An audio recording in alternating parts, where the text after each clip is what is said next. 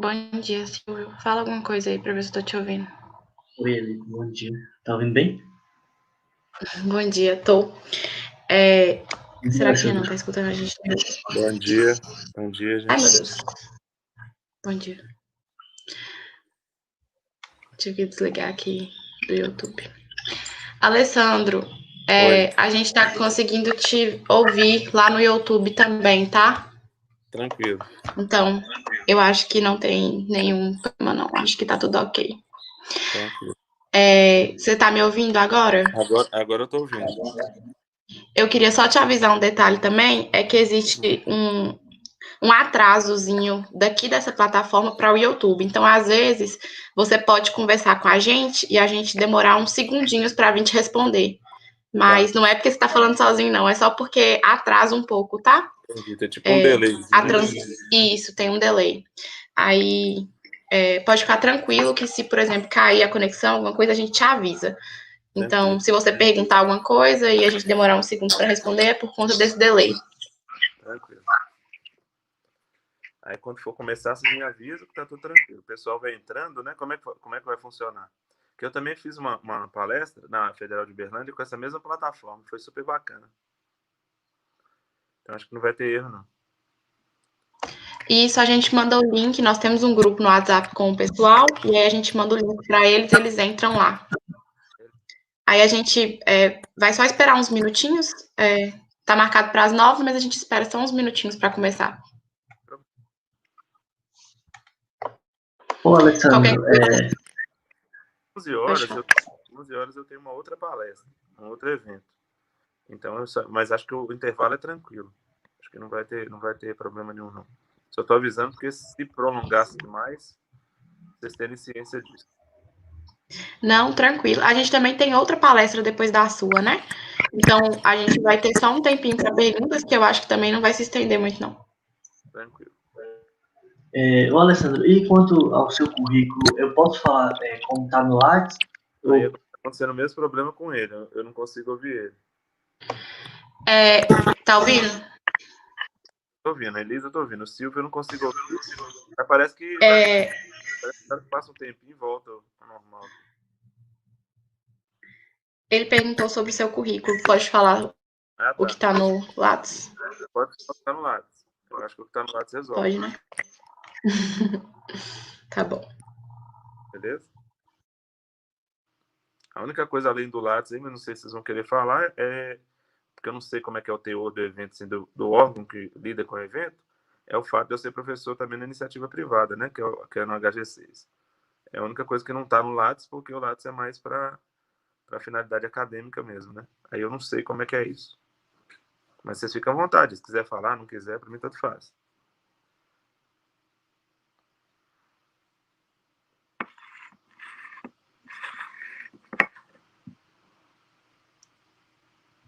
então tá. Vocês conseguem me ouvir tranquilo agora? Agora Teste. sim. Agora sim, Silvio, bom dia. Bom dia, tranquilo então. Beleza, eu entendi. Pronto, beleza. Alessandro, outra coisa que eu ia te perguntar é se você vai projetar alguma apresentação? Não, eu Não, queria né? isso, mas acabei não sabia qual plataforma direito que vocês iriam lidar, e aí optei por não. Não, sem problema. É que se você fosse projetar, eu ia te ensinar como fazer, ou então para você mandar para a gente projetar. Mas não tem problema nenhum, não. Tranquilo.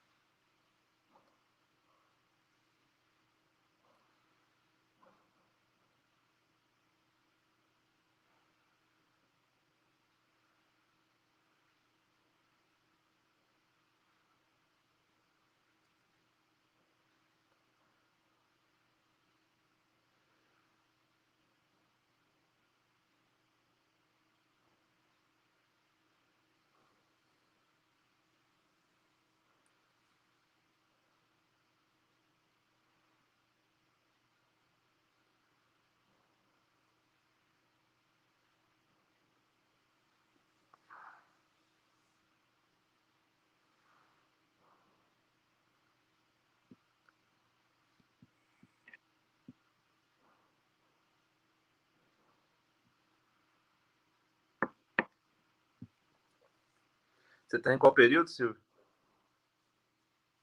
Sexto. Já é meio médico, já, né? Sim. É. Rapaz, eu tava conversando com um menino, um rapazinho venezuelano, ele falando assim, pra ele a questão, tipo assim, como é que tava a vida lá e tal. Ele falou que antes do golpe de Guaidó, tava muito tranquilo, tava a questão de alimentação, enfim. Inclusive, ele chamou o Guaidó de interino. Ah, entendi. Tipo, aqui a gente não consegue ter nenhum tipo de acesso à informação, assim, que dá, honesta, né? Isso aí acontece desde a época do Chaves, né? Desse controle dos meios de comunicação lá. E por aqui também. A gente... Aqui de uma maneira um pouco diferente, mas também não menos terrível. É complicado. Agora, legal demais, né? E até vocês terem direcionado para essa questão da Venezuela, porque na verdade eu deixei em aberto, né? Vocês convidaram e eu não. Vamos dizer assim, o tema quem fez foi vocês. Né? A Stephanie só falou que era direitos humanos e tal, e daqui a pouco até apareceu já a palestra, já com o tempo, falei, beleza. Aí achei interessante vocês estarem preocupados com essa questão, né? Que é uma coisa também que, além da área médica, o que fica muito claro é nos sinais de trânsito, né? Os sinais de trânsito, o número de não só venezuelanos, mas de latinos que estão nos sinais de trânsito ali com malabares, é gigantesco. Aqui em Montes Claros já tem, você imagina lugares como São Paulo ou regiões de divisa, né? Que divide o território. Terrível. Verdade. E como na época eu morei em São Paulo, na Barra Funda tinha muito boliviano, muito mesmo, que tinha acabado de chegar, assim, muitas malas e tal. E aí tem escravidão moderna, exploração do trabalho infantil. Ali na 25 de março é o que mais tem. Aquelas criancinhas bolivianas, os caras explorando o trabalho dos meninos. Terrível.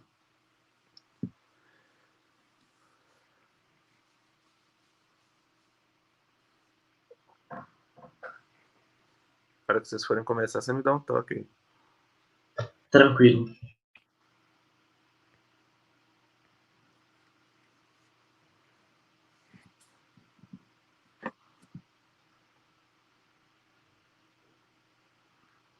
O evento é só hoje ou ele aconteceu ontem também? Não, o evento por enquanto é só hoje. Só hoje, né? A gente tá tentando colocar mais uma palestra para a próxima semana, mas ainda não conseguimos.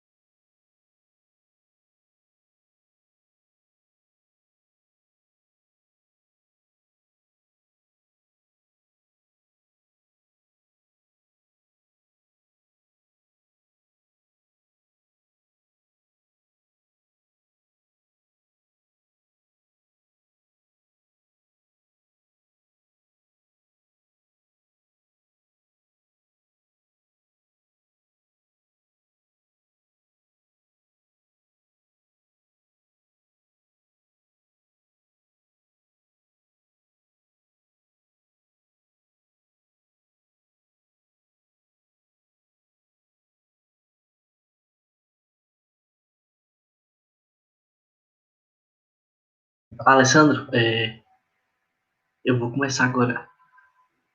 Tranquilo, pode ficar à vontade aí. Beleza. Bom dia, gente. É com muito prazer que eu dou início ao primeiro dia de palestras da nossa campanha de Direitos Humanos e Saúde. É com muito prazer, eu agradeço também a atenção e disponibilidade do professor Alessandro, para que ele vai ministrar a palestra sobre o que são os direitos humanos e como se inserem os imigrantes e a questão da Venezuela. Quanto ao seu currículo, ele que é professor de História, ele possui graduação em História pela Unimontes em 2003, ele tem mestrado em História pela Universidade Federal de Uberlândia e doutorado em História pela Universidade Federal de Uberlândia. Atualmente ele foi professor, na verdade, ele foi professor temporário de História no Instituto Federal do Norte de Minas, no período de 2013 a 2015. Atualmente ele leciona na Universidade Estadual de Montes Claros, Unimontes, e tem experiência na área de História, com ênfase em História do Brasil, República, e História Moderna e Contemporânea. Atua principalmente nos temas de propaganda, política, Igreja Católica, imaginário, poder, desenhos animados, religiosidade e mídia. Está aberto o espaço de fala para o senhor, professor, e muito obrigado pela atenção. Bom dia a todos, bom dia a todas aí. Para mim é um prazer muito grande estar participando desse evento, né? A Stephanie Almeida, que é uma aluna que eu gosto muito, ela acabou me convidando, né? E aí propôs essa discussão aqui sobre a questão dos direitos humanos, que eu acho essencial não só para a medicina, né? Mas atualmente mais latente, associada à medicina por causa da Covid-19, mas é uma discussão até mais abrangente, né? Que talvez a própria Covid-19, a pandemia e os problemas advindos da pandemia, sobretudo as mortes, tenham feito com que essas reflexões elas se tornem cada vez mais necessárias, né? Usando aqui o cyberespaço, né, o espaço digital, para pensar sobre essa questão dos direitos humanos. E aí, antes até mesmo de adentrar no tema, né, como ele disse, eu sou professor, além da Universidade Estadual de Montes Claros, eu também atuo na rede particular, né, fui professor da própria Stephanie Almeida aí, né, em cursinhos, coisa parecida, né, geralmente na área de filosofia, na área de redação e na área de história, que são as minhas especialidades aí, né? E o tema de hoje é um tema de conforto, né? Porque até do ponto de vista da própria redação, além das questões que eu estudo, mas principalmente da redação do Enem, acaba sendo um tema muito importante pensar essa questão dos direitos humanos, né? E sobre o evento, sobre a ideia geral, né, que é direitos humanos e saúde, eu vou começar por aí. Os direitos humanos e a saúde, como a gente vive uma pandemia, que é um problema associado à questão sanitária, né? Então fica muito claro com esse problema sanitário que se espalhou pelo mundo aí no processo de globalização, que em vários momentos, ou autoridades de Estado ou grupos de empresas procuraram se beneficiar do problema, e ao tentar se beneficiar do problema, até nessa corrida que agora existe pela vacina, né? Essa disputa entre Rússia, China, Estados Unidos e várias outras empresas que estão por trás desse discurso nacionalista, isso acaba dificultando, né, vou chamar de verdadeiro direitos humanos, né, dificultando ações solidárias e deixando países que são países mais pobres, como o caso do Haiti, o próprio caso da Venezuela, o caso da Bolívia, né, que eu estava até conversando com o Silvio aqui em off antes de começar a palestra, deixando essas pessoas com um grau de vulnerabilidade muito grande e com uma possibilidade de morte que ou pode vir via Covid-19 diretamente, ou pode vir diretamente via fome, via pobreza, via desrespeito, via violência.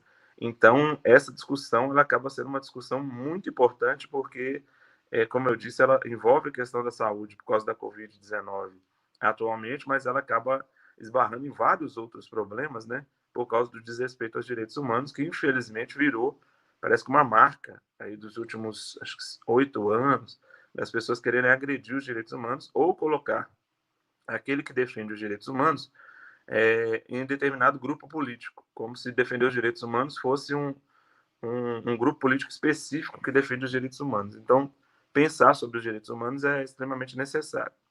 O tema, o que são direitos humanos, que é uma pergunta, como se inserem os imigrantes e a questão da Venezuela, foi uma opção dos próprios alunos, né?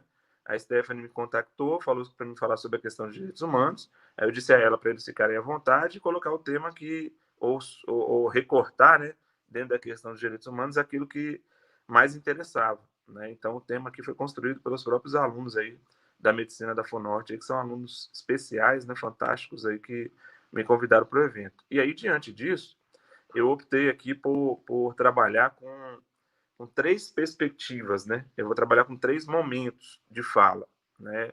Um primeiro momento de fala, eu vou falar sobre os direitos humanos em si, para a gente tentar contextualizar, ver como é que foi formado esses direitos humanos, que inclusive é a primeira pergunta do título. No segundo momento de fala, eu vou falar sobre essa questão dos imigrantes, né, e ver como é que é essa questão dos imigrantes, no segundo momento de fala. E no terceiro momento de fala, eu vou falar sobre o caso da Venezuela, o caso em específico da Venezuela, e como é pensada essa questão da Venezuela, beleza? Então a gente vai para essas 3 etapas. Agora, etapa 1, né, para ficar bem didático, visto que eu não estou com slides aqui, mas etapa 1, direitos humanos, né? O que pensar sobre essa questão dos direitos humanos aí, como refletir sobre a questão dos direitos humanos no mundo. Acho que a primeira coisa para se pensar sobre a questão dos direitos humanos, e aí eu vou retomar a história do Ocidente, porque os direitos humanos consolidados em 1948, apesar de contar com a participação de outros países orientais, ele é bem ocidentalizado, é que a história do Ocidente ela é marcada por exemplo, traumas na Idade Média, com a Inquisição, com a Igreja Católica controlando a própria, tentando controlar ali a cultura do período medieval, né, século V ao século XV, e aí uma violência muito grande por intolerância religiosa, né, onde um dos marcos aí é a Jihad e as cruzadas, de perseguição contra grupos muçulmanos, de muçulmanos também matando cristãos.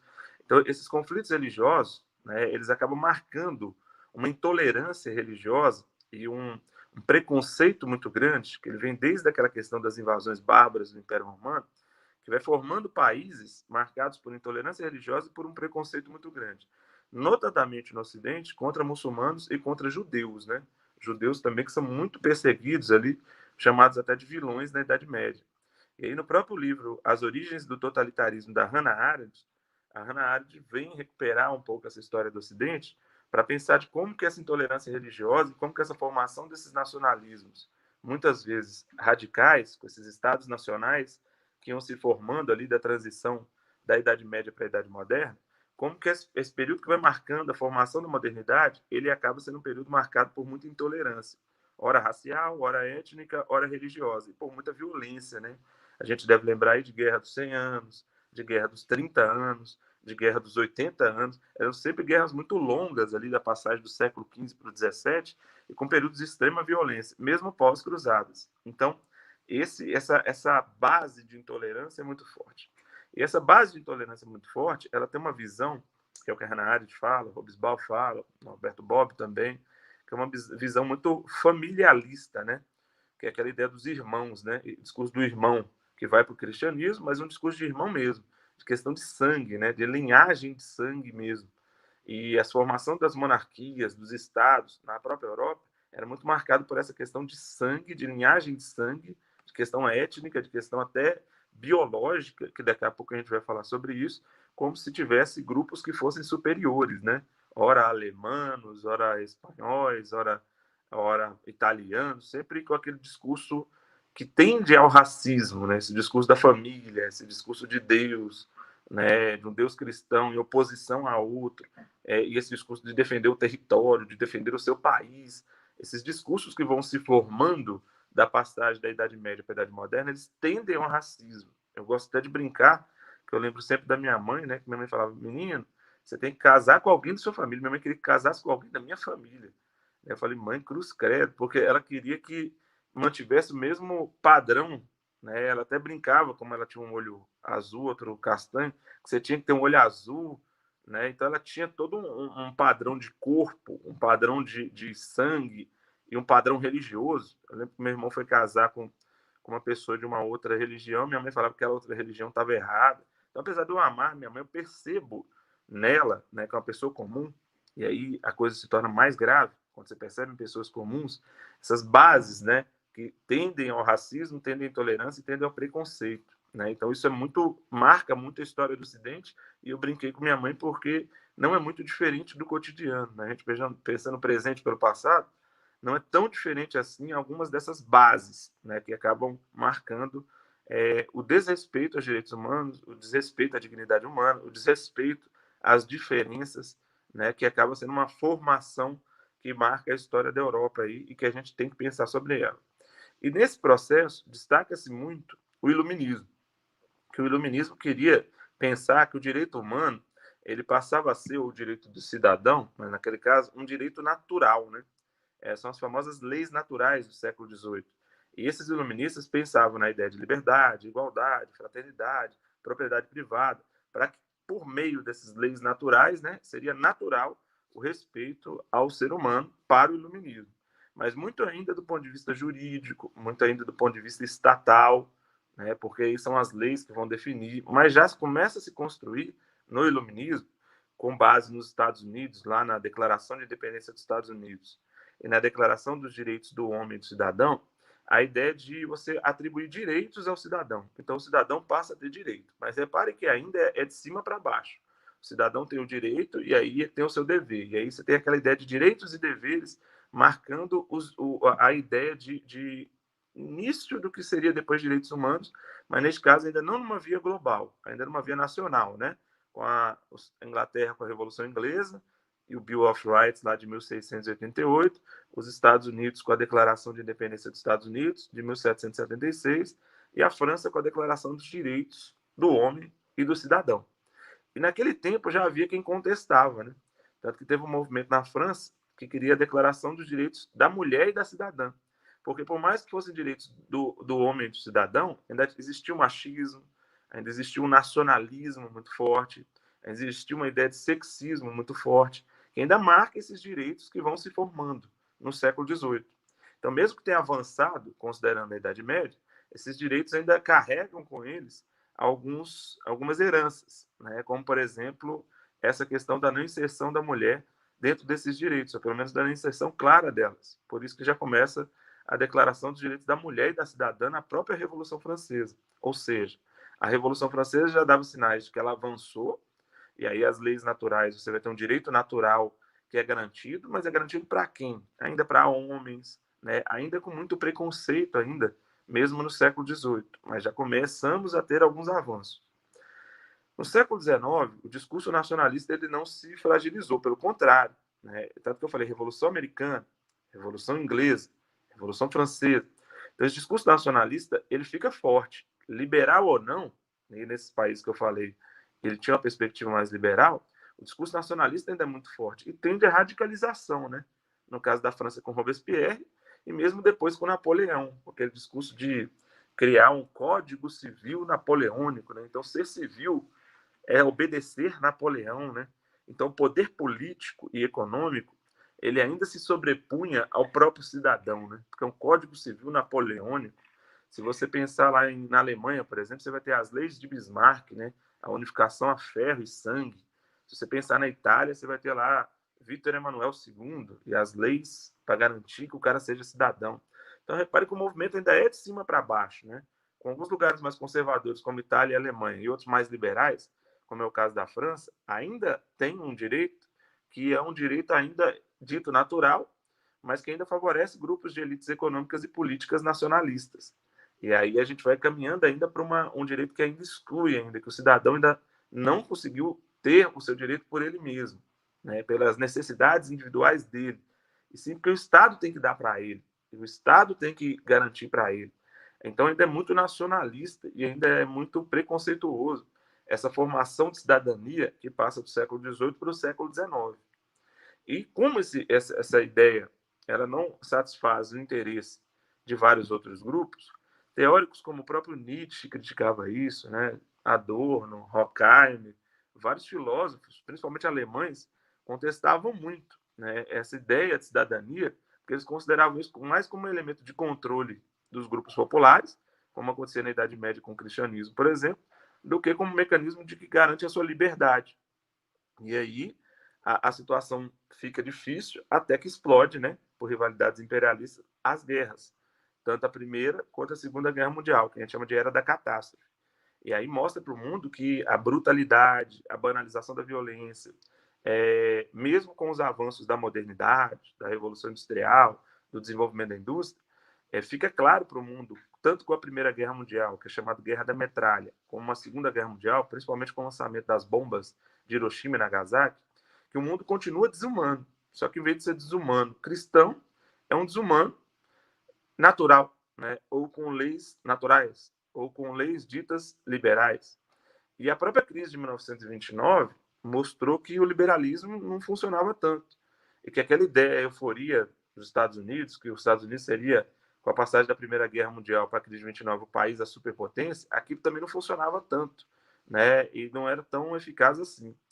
E aí, com a crise de 29 e com a Primeira Guerra Mundial contra adversários, os movimentos nacionalistas ficaram ainda mais extremos, né? É o que o Hobsbawm chama de a era dos extremos, e se fortaleceu a extrema esquerda com Stalin e a extrema direita com Hitler.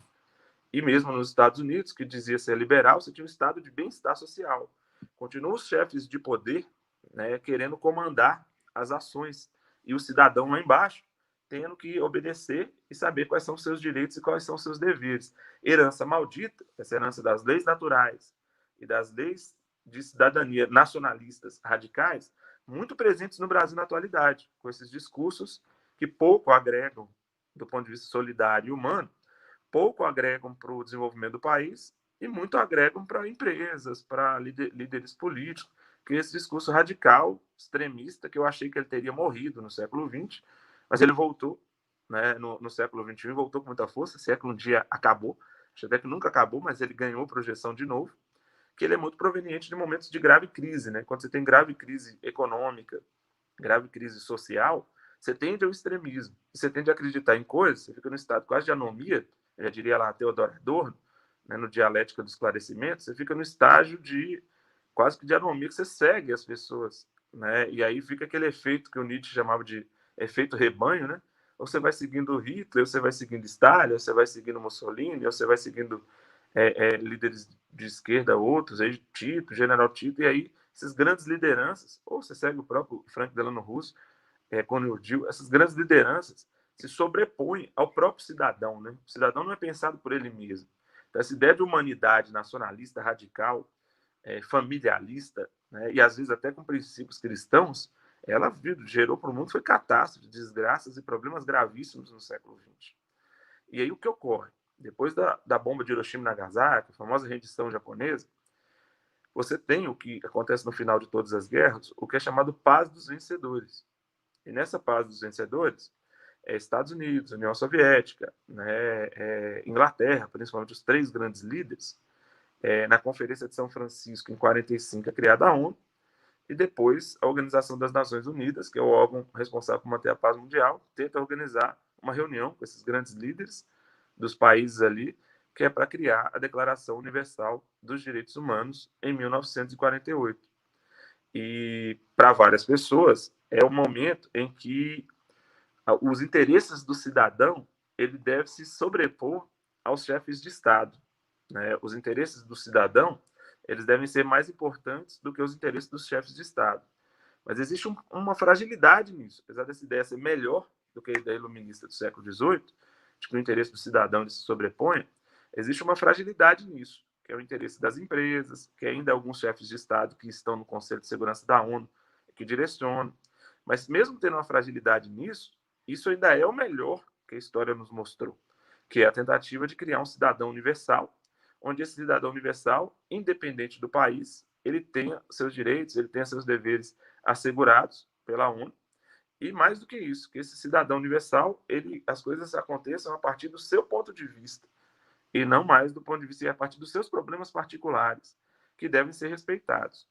Quem escreve sobre isso bem, eu acho até que a escrita dela é melhor do que a própria Declaração Universal de Direitos Humanos, é a Hannah Arendt, que aí, num outro livro chamado A Condição Humana, ela vai dizer que o pressuposto iluminista de que todos devem ser iguais, ele ainda é familiarista. Vocês lembram que minha mãe queria que eu casasse com minha prima? Esse pressuposto ele é ruim. O pressuposto agora deve ser de que todos são diferentes. E de que, como todos são plurais, a filosofia dela é chamada filosofia pluralista, e são diferentes, pensar o ser humano é pensar ele a partir da sua diferença e da sua liberdade de escolha. Pensar o ser humano é pensar alguém que dialoga com o outro, que tem uma capacidade superior dos outros animais, porque tem uma capacidade de comunicação melhor. Então, a capacidade de comunicação melhor e a capacidade de respeitar as diferenças é o que valorizaria a dignidade humana. É o que daria marca para a condição humana. E aí, muito inspirado na Hannah Arendt, ela foi até convidada para participar da própria Declaração Universal de Direitos Humanos. A Declaração Universal de Direitos Humanos, apesar dos seus problemas, ela se faz. Então você tem, é o que o Norberto Bobbio dialoga, e é bem interessante, você tem o que o Norberto Bobbio vai dizer de a vitória do cidadão sobre o poder, né? O cidadão, né, e as suas diferenças, né, ele se sobrepõe ao poder político e tal. Eu acho uma visão do Norberto Bobbio bem otimista, né? Ele até compara com o iluminismo, mas é interessante. Só que ele fala que para o cidadão se sobrepor ao poder, se tornando um civil, ter ação política, para citar a própria Hannah Arendt, para o cidadão ele conseguir se sobrepor ao poder, é necessário e deve existir laços solidários, ações solidárias. E aí a solidariedade faria com que o cidadão ele conseguisse se sobrepor ao poder. Porque se ele passa fome, pelo ponto de vista solidário, a gente deve trabalhar em prol da redução da fome. Se ele sofre racismo, pelo ponto de vista solidário, a gente deve trabalhar em função do combate ao racismo. Se ele tem problemas sanitários, e mora num lugar que tem problemas sanitários, isso pode gerar outras doenças, a comunidade internacional, as pessoas devem se mobilizar para isso. Então, o Norberto Bobbio tem uma visão legal, que ele fala de que o cidadão se sobrepôs ao poder, né? É bem legal isso, mas ele deixa claro que é necessária a solidariedade, porque se não tiver a solidariedade, fica difícil do cidadão se sobrepor ao poder, porque aí o poder, ora econômico, ora político, pode querer se sobrepor aos interesses do cidadão, que, na minha visão, é o que ocorre no século XXI muito, né? Essa falta de solidariedade, que a Covid-19 talvez tenha até trazendo uma lição de buscarmos lutar por essa solidariedade aí, que é importante. E aí o Bob, vou até ler um trechinho aqui, ele destaca que luta-se ainda por esses direitos, né, vinculados à solidariedade, porque após as grandes transformações sociais, não se chegou a uma situação garantida definitivamente, como sonhou o otimismo iluminista. Então, mesmo o sobrepondo a ideia do cidadão ao poder, nós ainda estamos com a construção desses direitos humanos, né, ou dessas noções humanitárias, que pode ser atrapalhada ou por radicalismos nacionalistas ou por radicalismos políticos, né, que o Norberto Bobbio critica muito, né? Ele critica grupos de esquerda e critica grupos também de direita, dizendo que isso atrapalha o mundo. E eu vou dar um exemplo de um país que eu acho que chegou mais próximo disso acontecer, exatamente por ter vivenciado experiências muito traumáticas. É a Alemanha. A mesma Alemanha nazista, a mesma Alemanha do Muro de Berlim, que é a Alemanha Oriental, durante muito tempo esteve vinculada ao stalinismo, né, que é da extrema esquerda. A Alemanha sofreu com a extrema direita, a Alemanha sofreu com a extrema esquerda. A Alemanha, com aquela ideia de Hitler de superioridade de raça, né, do arianismo, foi acusada sempre de ser darwinista demais, né, de achar que é superior, que os alemães são superiores. A Alemanha teve nacionalismo extremado. A Alemanha não se misturava com negros, se misturava só com alemães. Vocês vão ver que a comunidade de imigração do Brasil parece que é mais Alemanha do que a própria Alemanha. Eu lembro quando os jogadores alemães vieram aqui, eles disseram que ali no sul do Brasil parecia ser mais a Alemanha do que a Alemanha. Então, a Alemanha atual, ela já é uma Alemanha do Ozil, jogador de futebol. Ela já é uma Alemanha do Boateng, né, que é negro. Ela já é uma Alemanha que investe, inclusive, nos refugiados e nos imigrantes de forma solidária, porque entendeu que se ela valorizar esses princípios de cidadania, ela, inclusive, consegue ter mais dinheiro e consegue ter mais respeitabilidade de empresas internacionais, que é o que o Brasil não entendeu. O Brasil parece estar com esse discurso de esquerda e direita voltando à Alemanha, está faltando quase ter um muro no Brasil, né, um muro do Brasil, sei lá se é o muro do Rio de Janeiro, de São Paulo, porque já tinha o de Berlim, enquanto que a Alemanha, né, ela já tem ações solidárias muito mais interessantes, né, ações solidárias muito mais legais. Por exemplo, o time do Bayern de Munique, por exemplo, ele atende grupos de imigrantes e grupos de refugiados, dá alimentação, escola, né, para esses grupos. E veja bem, se ele conseguir tirar um Boateng de um grupo de 3.000 refugiados que ele apoiou com assistência básica, ele que é uma empresa privada, você concorda comigo que um Boateng, pelo dinheiro, ele paga todo mundo? Né? Se o cara tirar, por exemplo, um Mané lá do Liverpool, ele resolve o problema de todo mundo. E você já deve ter reparado que essas mesmas pessoas, como Sané, por exemplo, e como Boateng, eles têm ações solidárias com a África, eles têm ações solidárias com os países de origem. Eu tenho inveja dos jogadores de futebol, por exemplo, do discurso dos jogadores de futebol africanos, quando eu comparo com os discursos, por exemplo, de Neymar. Eu fico com inveja dos caras.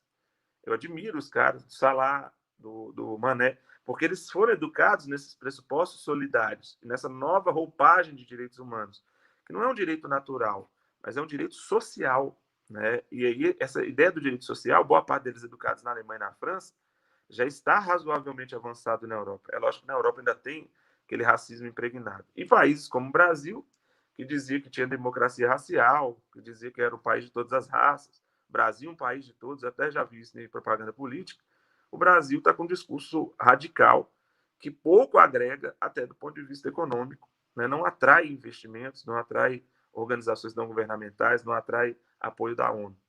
Esse é meu primeiro momento de fala. O segundo momento de fala é pensar os imigrantes e distinguir imigrantes de refugiados. Essa é a parte 2, né? E aí nós temos que ter um grande cuidado aí com imigrante e com refugiados. É a mesma coisa? Não é a mesma coisa. Imigrante é quando o país já tem uma constituição, caso do Brasil, a partir de 1824, e essas pessoas vêm para o Brasil, né? Ou vêm com um sistema de parceria, né? Os imigrantes vinham para substituir o trabalho escravo no século XIX, e muitas das vezes, por causa da política do branqueamento, ganhavam a nacionalidade brasileira, né? Ou vêm por apoio do Estado, que era chamada imigração subvencionada. E aí o Estado apoiava a vinda dos imigrantes. E os imigrantes vinham para o território brasileiro e constituíam, inclusive, organizações no território brasileiro, como é o caso principalmente no sul do país. Acho que isso fica evidente. Além da própria imigração japonesa, na época das guerras mundiais, os japoneses vieram para o Brasil, muitos deles conseguiram ter cargo político, ascensão econômica, né, porque ganharam reconhecimento. Esse é o caso do imigrante. E você tem um refugiado, é outra coisa, que é refugiado de guerra, é refugiado por intolerância religiosa, é refugiado por causa de pandemias, é refugiado por causa de graves crises. Esse é refugiado, né? E aí o conceito de refugiado ele já é do século XX, ele é de 1950, depois da Segunda Guerra Mundial, que o número de refugiados foi muito grande. Por exemplo, uma família de refugiados para o Brasil é a família da Clarice Lispector. Aí ela não é imigrante, ela era refugiada. Depois ela pode ter ganhado a condição de imigrante e o reconhecimento como brasileira. Segundo ela mesma, ela se autodenominava pernambucana. Então aí você tem refugiados no século XX e não imigrantes, né? Que aí é um pouco diferente quando o cara vai migrar e quando o cara é refugiado, porque refugiado é muito mais tenso. Então acho que boa parte das pessoas da Venezuela que estão no Brasil, e inclusive em Montes Claros, são mais refugiados, entraram de forma ilegal no país, vieram num desespero, né, para entrar aqui para tentar uma vida melhor do que imigrantes. Aí, se o Brasil tiver uma boa relação com a ONU, o braço da ONU, assim como tem a OMS, tá, na medicina, a OIT, para o trabalho, Unicef para a criança, é a Acnur. Né? E aí a Acnur é exatamente a associação da ONU para refugiados, para o apoio a refugiados, que o Brasil deveria ter parceria com a Acnur, né, que é aquela parceria do Estado com o órgão internacional, porque esse órgão, inclusive, muitas das vezes financiam esses acampamentos de refugiados e financiam a própria valorização da cultura das pessoas que estão aqui. Porque o cara não precisa vir para o Brasil e se tornar um brasileiro. Ele, inclusive, deve ser respeitado como um venezuelano. Ele deve ser respeitado como um estrangeiro, com as suas especificidades por ser estrangeiro. É assim que o cara deve ser recebido no Brasil. E não ele ter quase que se converter a ser um cara brasileiro por causa do que mata as tradições culturais. Aí a gente volta naquele pressuposto da Hannah Arendt do respeito às diferenças, respeito à dignidade humana, que é como deveria ser pautadas as políticas públicas no Brasil. Sabemos que em vários níveis não é assim, né? E aí a situação dos refugiados no Brasil ela fica difícil mesmo, porque tem até um livro do Bauman bem legal, chama Vidas Desperdiçadas, porque veja bem, entram para cá médicos, por exemplo, se entrasse para cá um professor de história e tivesse, por exemplo, aqui em Montes Claros, um professor de história da Venezuela, você ia querer ouvir a aula dele? Demais. Se eu tivesse um professor de história da Venezuela e um professor de história de Angola, por exemplo, eu ia aprender demais e tivesse cursos em que esses professores dessem curso para mim, para me aprender sobre a história dos lugares, sobre a visão deles também sobre outros lugares. Cara, isso ia ser cursos de capacitação, assim, para mim, sensacionais. Você imagina, por exemplo, na área médica, né, como as tradições médicas são diferentes em vários lugares. Vamos supor que tivesse refugiados asiáticos, né, aqui no Brasil. Você está doido? Em termos da medicina ali, que é a medicina homeopática para o Brasil, ia ser espetacular. Vamos dizer que tivesse refugiados da Alemanha. Psiquiatria seria sensacional, porque os alemães, mas pode ser refugiados da Venezuela, que pode ajudar, inclusive na área médica, muito, com as suas experiências, com a forma de trabalho. Então, mas o que impede isso? O nacionalismo, o familiarismo, a intolerância religiosa, impede a inclusão dessas pessoas no país. E muitas das vezes isso está associado a chefe de Estado, mas muitas das vezes está associado à minha mãe. Minha mãe provavelmente ia perguntar, você vai casar com alguém da Venezuela? Entendeu? Então, eu ia falar, mãe, mas na Venezuela, na Colômbia, tem aquelas artistas que a senhora gosta na novela. Né? Aí ela, tem, né? Da usurpadora que ela gostava. Aí talvez ela aceitasse, né? Mas é um preconceito que ele não é só dos nossos chefes de Estado, ele parece que está impregnado em nosso cotidiano. E aí ele é aterrorizante. Então a situação dos imigrantes e principalmente dos refugiados no Brasil, sobretudo na atualidade, ela não é fácil, mas é um erro do Brasil, porque o Brasil poderia inclusive estar ganhando dinheiro. Se a questão é dinheiro, né? E geralmente é para a galera, essas ações humanitárias, elas dão apoio internacional. E se a ONU der esse apoio internacional, abre margem para investimentos bancários, para investimentos estrangeiros. Então tem que parar de achar que são coitados, né? Por isso que o Bauman coloca lá vidas desperdiçadas, porque é desperdiçado mesmo, os caras não são coitados. Né? É desperdiçado porque o cara é professor, o cara é médico, o cara é engenheiro. Pô, ele poderia ser aproveitado, e mesmo se ele não é, ele é gari. Pô, ele poderia, nessa questão da crise sanitária, ajudar muito, aumentando o número de pessoas que iam trabalhar, por exemplo, com recolhimento de lixo, para evitar problemas sanitários, que é uma das coisas que mais mata no mundo, para além da Covid-19. Então, só que no Brasil não. Pô, tá vindo esse tanto de cara para cá, então nós vamos perder nosso emprego. Pô, tá vindo esse tanto de cara para cá, então vai aumentar a concorrência no vestibular. Tá vindo esse tanto de cara para cá, então, que é isso. Aí, esse raciocínio é que faz com que o país não avance. E esse passa a ser um dos grandes problemas. E o que eu estou falando, repito, ele não é utópico que eu estou falando, porque você ganha dinheiro com as ações humanitárias. Por isso que o governo alemão hoje, ele deve ser um dos melhores do mundo. E se você reparar governos como o da Dinamarca, Suíça, você vai ver que o volume de ações humanitárias ele é gigantesco, né? E esses governos também são governos assim muito potencializados, né? E muito respeitados no mundo inteiro. É assim que deveria ser pensado no país, né? Só que acho que ainda é um longo caminho no Brasil. Parte 3, para mim não me alongar também tanto. O caso da Venezuela. Veja bem, o caso da Venezuela, parte 3 aí. O caso da Venezuela, eu queria começar falando do caso do Haiti. Veja bem, quando Cristóvão Colombo navegou, ele chegou na ilha de Hispaniola, que seria próximo do Haiti, o Haiti era o novo mundo. Né? Então, vindo de problemas, inclusive sanitários, problemas, né, da peste negra, problemas de transmissão de doença, você teve o novo mundo. O novo mundo era o Haiti.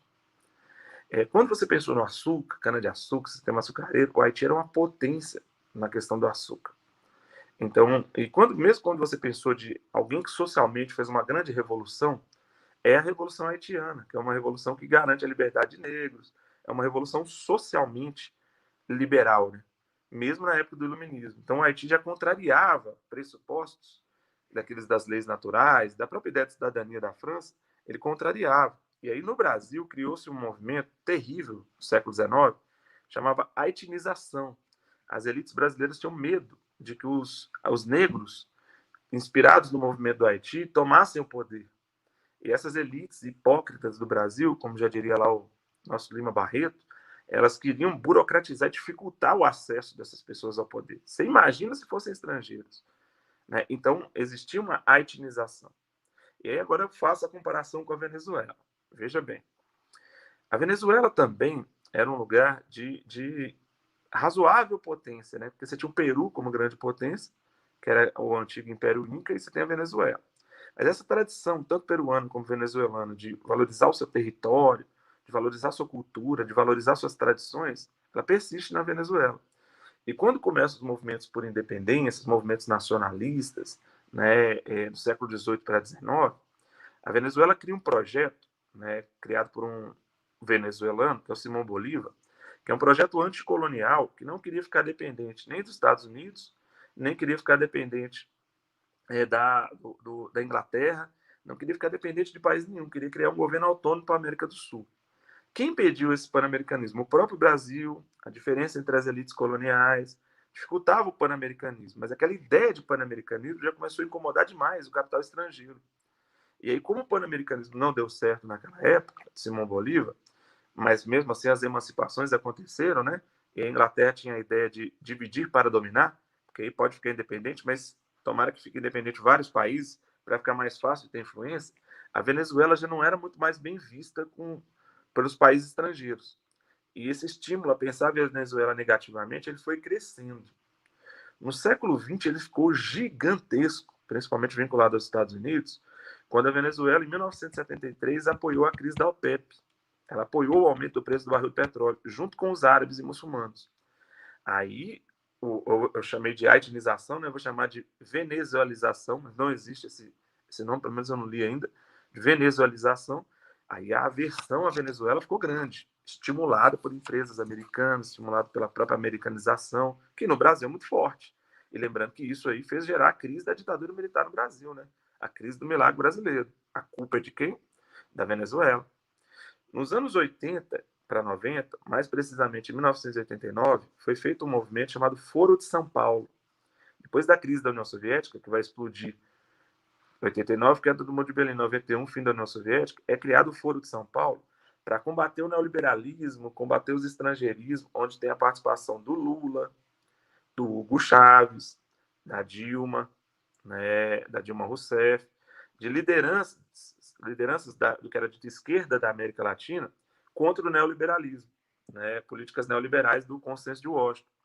E aí esses grupos, naquele tempo, até poderiam ser chamados de esquerda mesmo. Depois virou Lulinha, Paz e Amor e já virou outro fenômeno. Mas naquele tempo, o chavismo passou a ser uma ameaça aos Estados Unidos, ameaça muito grande, e passou a ser uma ameaça ao capital estrangeiro. E aí já existia um ranço antigo em relação à Venezuela, desde Simão Bolívar, passando pela crise da OPEP.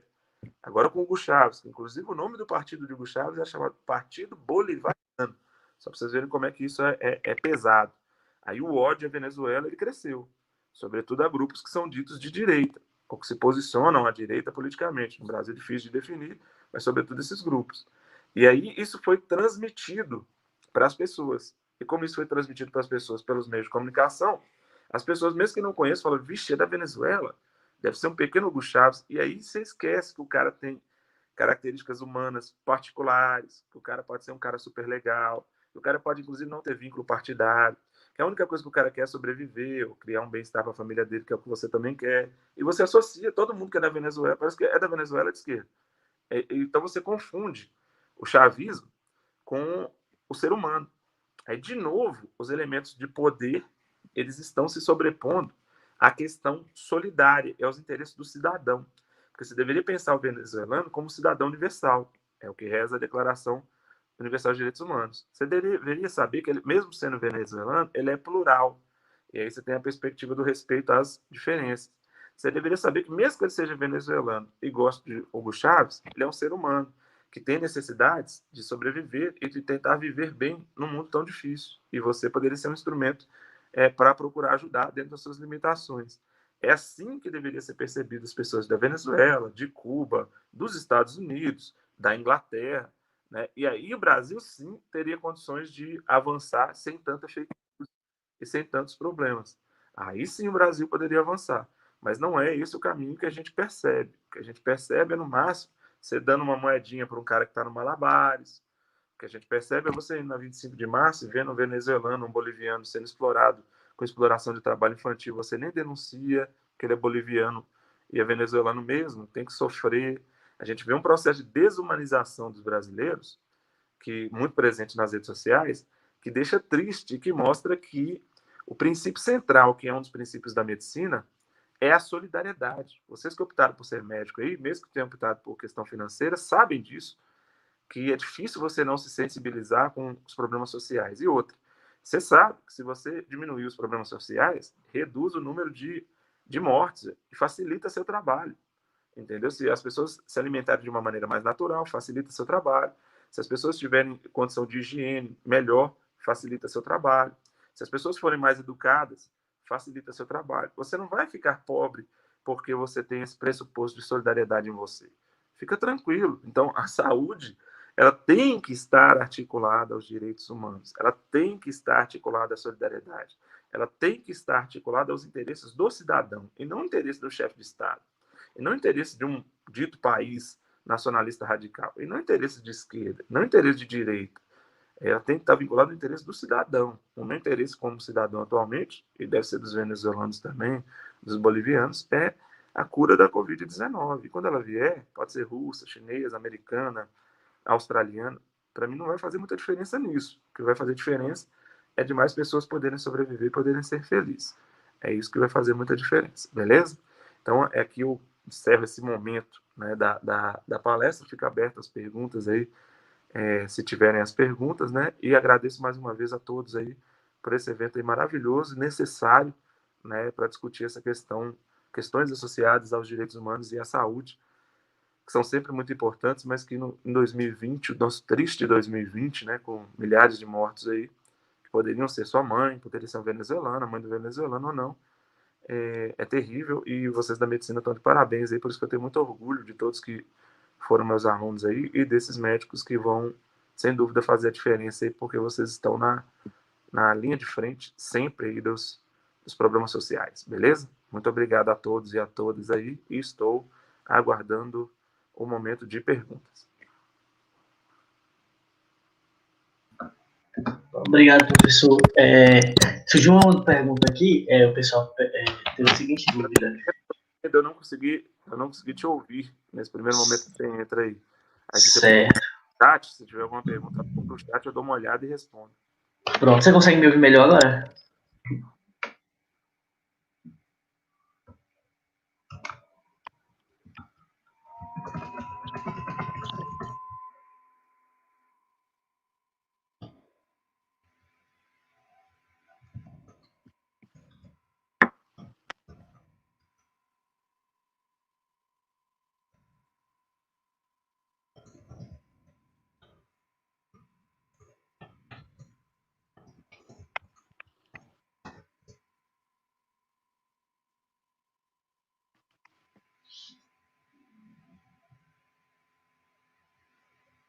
Boa pergunta aí. De que forma o neoliberalismo tem vínculo com essa questão da questão dos direitos humanos, né? Veja bem, se nós pensarmos os direitos humanos como um direito que parte de uma vitória da cidadania, né, para usar o termo do Norberto Bobbio, essa vitória da cidadania ela passa pela solidariedade. E aí não é o neoliberalismo enquanto sistema, né? Porque, assim, por exemplo, a gente tem o neoliberalismo da Margaret Thatcher. Sem dúvida, o neoliberalismo da Margaret Thatcher ele não era o melhor modelo de respeito aos direitos humanos. Então aí é um governo, né? Um governo da Margaret Thatcher que é neoliberal. Nós temos o neoliberalismo do Ronald Reagan, que foi até inspiração para o último filme do Coringa.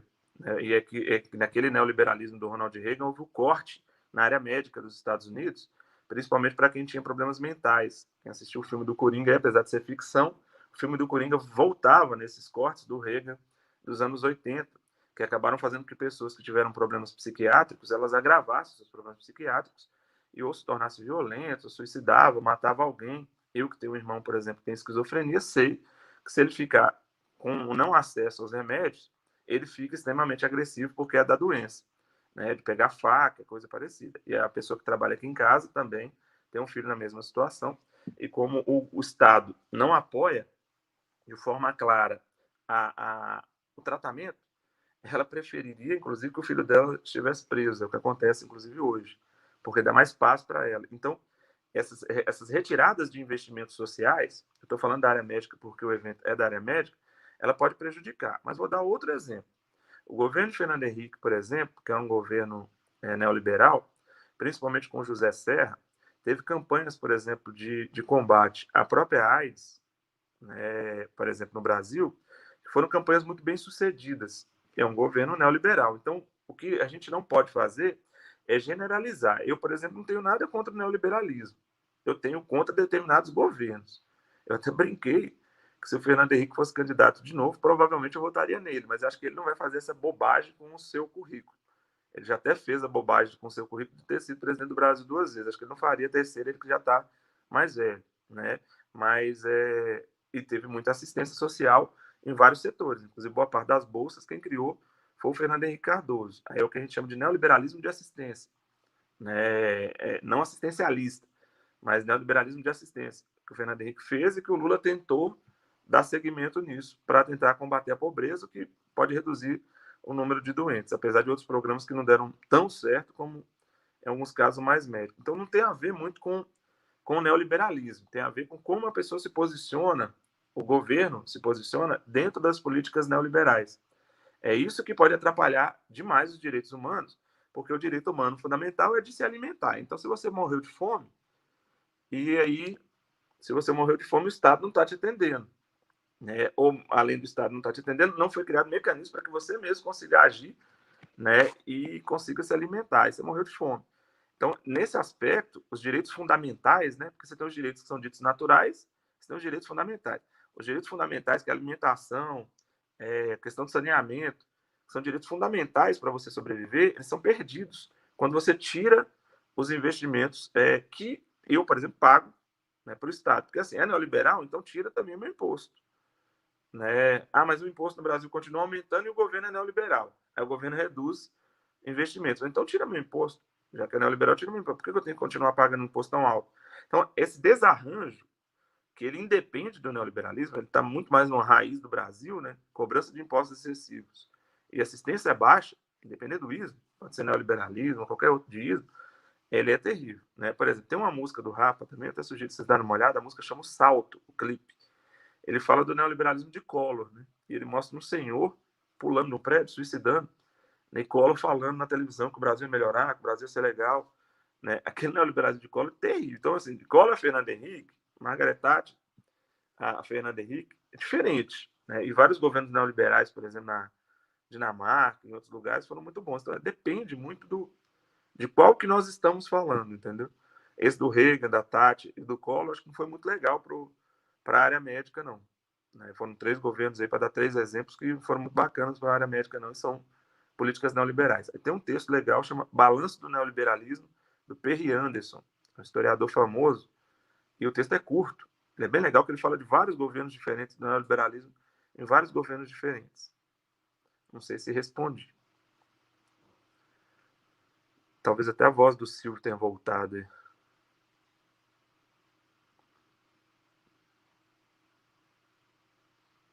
Ótima pergunta, viu? Gostei muito, muito legal. Deixa eu ver aqui no chat. De que forma o neoliberalismo tem influência? Tá. Eu acho que eu respondi. Beleza.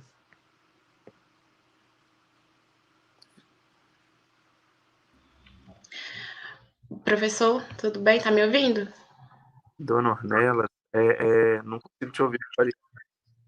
Tá ouvindo?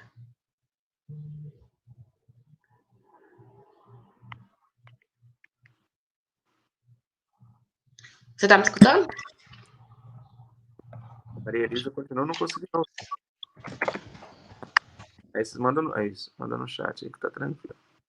Tá ouvindo? Não, você, Maria Elisa, não consigo ouvir, não.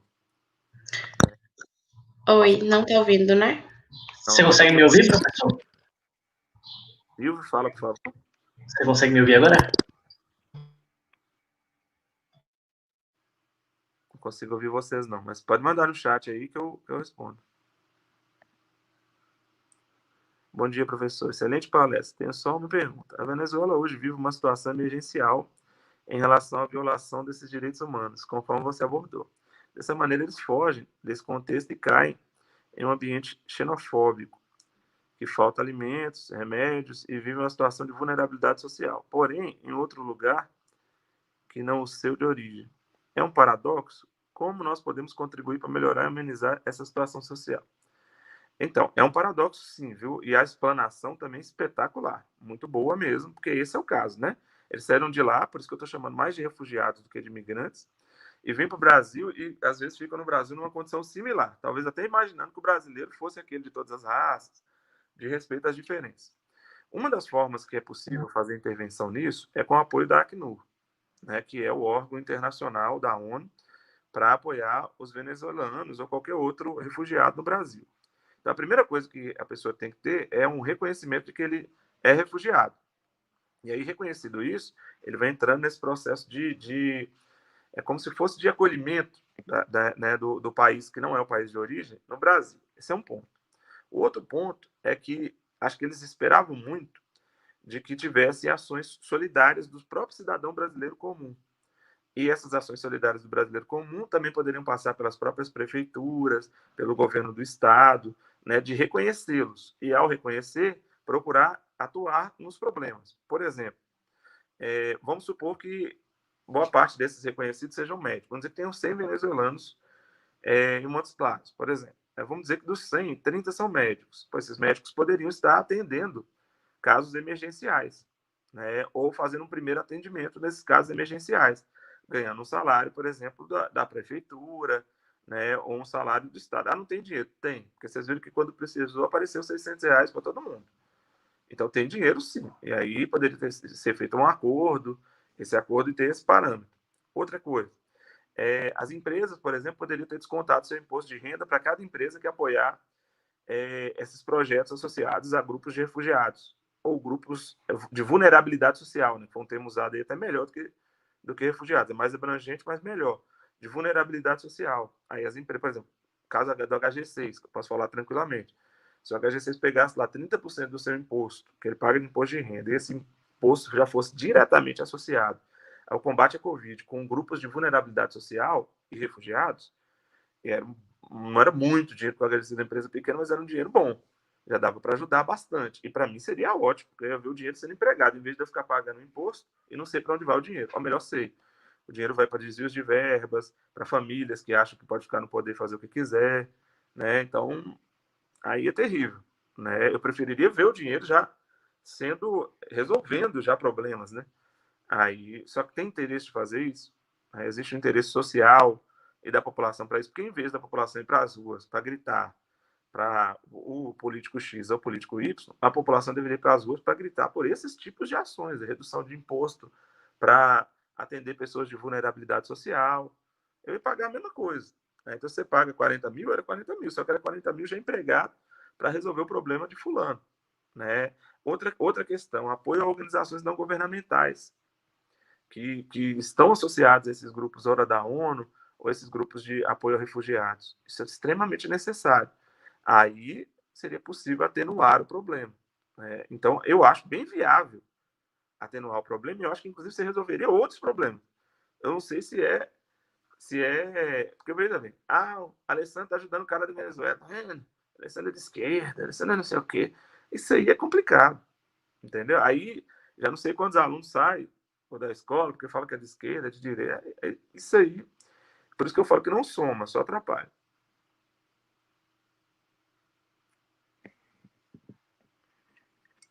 Deixa do professor, eu gostaria de dizer que em breve a gente vai estar anunciando a campanha de arrecadação de mantimentos para essas famílias venezuelanas, e a gente vai estar divulgando isso no nosso Instagram, do nosso comitê. E o link, o arroba do nosso comitê está na descrição da nossa live. Não ouvi nada.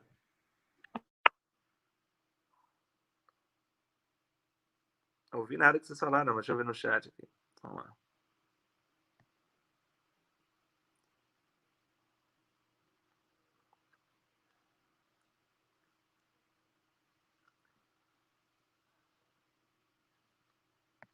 Chat de novo. Ué, parece que o chat não está atualizando e lascou.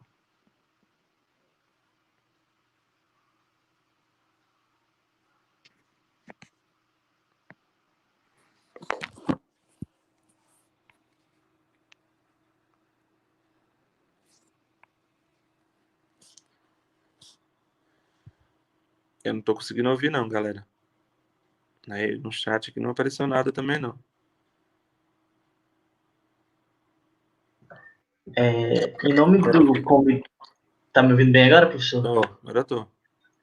Não, eu quis dizer que assim, aproveitar a deixa da sua fala para deixar aberto que a gente vai estar abrindo doações, arrecadação de doações para essas famílias que estão aqui em Montes Claros. E aí a gente vai estar divulgando melhor essas informações daqui a alguns dias no Instagram do nosso comitê. O arroba desse Instagram está aqui na nossa descrição. E quem caso alguém aqui que queira, tem interesse em ajudar, basta seguir nosso comitê que em breve a gente vai estar divulgando mais informações. E para encerrar nossa fala, professor, eu gostaria de, em nome do comitê da IFMSA Brasil Único Norte, te agradecer pela sua disponibilidade e pela sua atenção em discutir esse tema ainda tão necessário nessas primeiras décadas do século XXI. Então, é isso. Muito obrigado mesmo, de verdade. Beleza, eu que agradeço, viu? Agradeço a todos aí que estão assistindo aí. Muito obrigado a vocês. Para mim foi um prazer muito grande e acho que um tema de extrema relevância. Fiquei muito feliz com a sua intervenção agora, de que vocês já estão tentando fazer alguma coisa para atenuar o problema dessas famílias, né, e dessas pessoas aí que são seres humanos e devem ser respeitados, né, de acordo com as suas características, viu? Forte abraço para vocês e bom final de semana.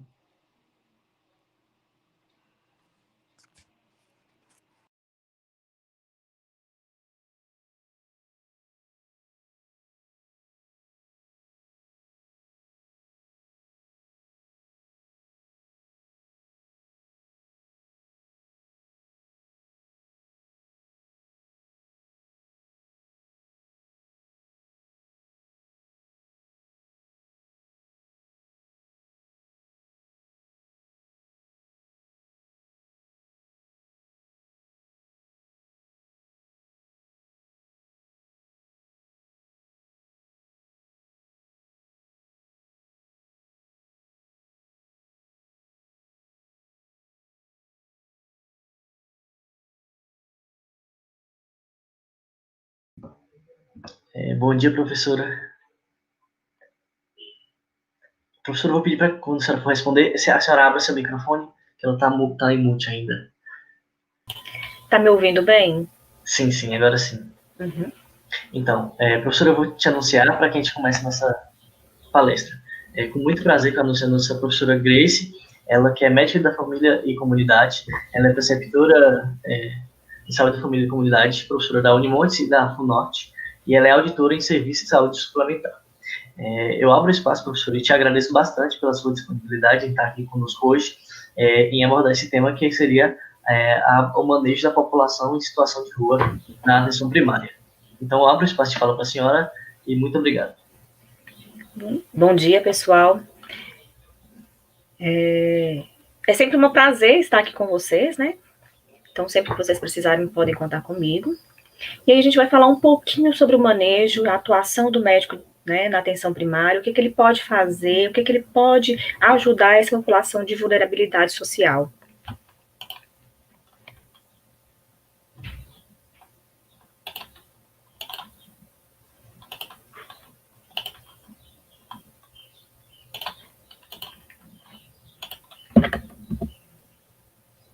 O que a gente sabe é que alguns documentos, né, já foram publicados e regulamentam essas ações propostas para o atendimento às pessoas em situação de rua.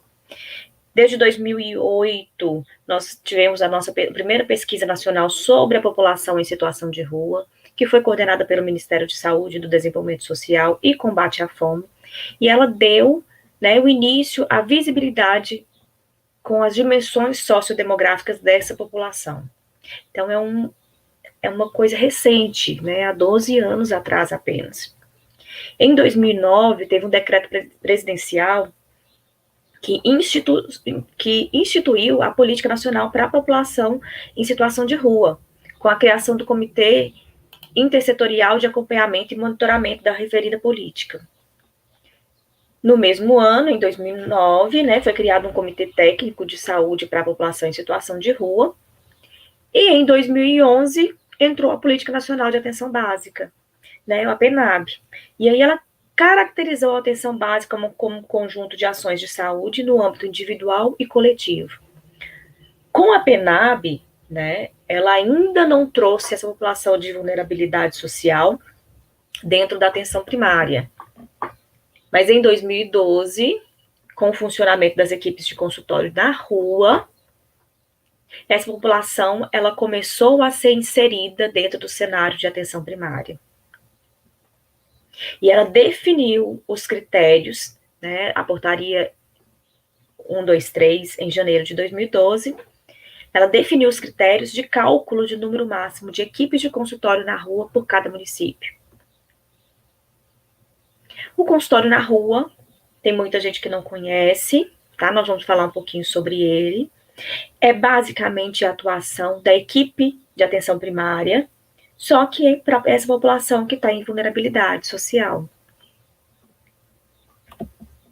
E aí a gente entra na nossa conversa. O que seria essa vulnerabilidade social? O que seria essa população de rua? O que a gente pode fazer quanto equipe de saúde da família, quanto médicos, o que a gente pode fazer para auxiliar e mudar a realidade dessas pessoas.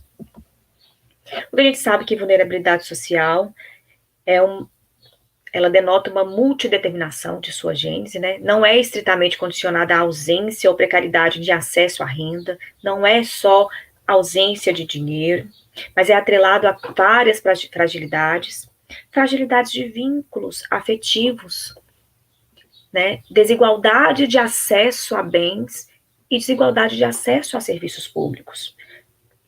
Quando a gente está de plantão num pronto-socorro, você pode perceber que alguns colegas seus de trabalho não tratam bem essa população com vulnerabilidade. O olhar para essa população não é o mesmo para uma população que tem acesso a bem e serviço. E isso a gente tem que mudar, essa realidade. Então, vamos ter que trabalhar esse olhar para essa população. A população de rua, né, em situação de rua, ela encerra um trinômio exprimido pelo termo exclusão. Né? É sentir-se excluído, é estar em privação de algo, estar sentindo desenraizado, e é uma sensação de expulsão. A exclusão social ela é relacionada com uma situação extrema de ruptura de relações familiares e afetivas, uma ruptura total ou parcial com o mercado de trabalho e da não participação social efetiva. Então, essa pessoa, esse indivíduo que está em situação de rua, ele está fora do mercado de trabalho, muitas vezes ele está fora do seu domicílio, né? Ele não está no seu município de origem, então ele tem uma ruptura de relação familiar. E por ele não ter essa relação afetiva e não estar inserido nesse mercado de trabalho, ele não tem uma participação social. Ele não é ouvido pelos nossos políticos. Né? Na hora do voto, ele não está lá presente nas urnas. Assim, pessoas em situação de rua, elas podem caracterizar como vítimas de processo social, político e econômico excludente. E aí, quando a gente vai tentar estudar um pouco sobre essa população de rua, a gente vê que é um grupo populacional heterogêneo, né? Mas tem algumas características em comum. A pobreza, o vínculo familiar quebrado ou interrompido, a vivência de um processo de desfiliação social, e ela é caracterizada por uma população que não tem moradia convencional regular. Ela tem como a rua um espaço de moradia e sustento. E alguns fatores, né, de existência podem motivar essa população a entrar em situação de vulnerabilidade, em situação de rua. Esses fatores eles podem ser tanto biográficos quanto estruturais. O professor comentou muito em relação a alguns fatores biográficos. Né? A questão estrutural a gente entra como a ausência de moradia, inexistência de trabalho e renda, uma mudança econômica e institucional de forte impacto social, que a gente percebe em alguns países. Fator biográfico, como alcoolismo, drogadição, doença mental, a perda de todos os bens. Então, se eu tenho um fator estrutural que me levou a uma mudança econômica com forte impacto e me fez fazer uma perda de todos os meus bens, eu posso entrar em uma situação de vulnerabilidade. Então, é um fenômeno multifacetado, que não pode ser explicado de uma forma única, né? Não é uma causa única. São várias causas que podem levar um indivíduo para a rua. E o que a gente, como médicos, como que a gente pode atuar com essa população? O que a gente pode fazer de diferente na vida delas? Em 1980, né, em São Paulo, e em 1990, em Salvador, alguns projetos de redução de danos foram criados. Por exemplo, programa da saúde da família sem domicílio, equipes de saúde para a população em situação de rua, o banco de rua e o consultório de rua. E todos esses programas, eles levaram à criação da nossa atual estratégia. Não é mais um programa, é uma estratégia, é algo que já é consolidado, mas precisa crescer e desenvolver. O consultório na rua, que passa de uma transição do consultório de rua, ou seja, ele não é mais um consultório de rua, ele passa para ser um consultório na rua. É muito mais que uma alteração puramente semântica, né? Tá em relação à questão do campo de ação. Passou de ser focado apenas em saúde mental, porque antes as pessoas pensavam que aquela pessoa em situação de rua é porque tinha algum problema mental, algum sofrimento mental, e a gente sabe que não é só isso. E aí o consultório na rua, ele ampliou com ações voltadas para a saúde geral. E nessa configuração nova, a gente começou a trabalhar com a manutenção, com a perspectiva de redução de danos.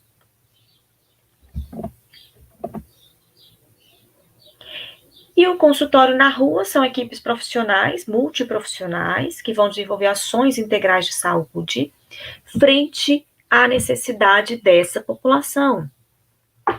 Então, eles devem realizar atividades de forma itinerante e, quando necessário, desenvolver ações em parceria com as equipes de saúde básicas, né, as unidades básicas de saúde do território.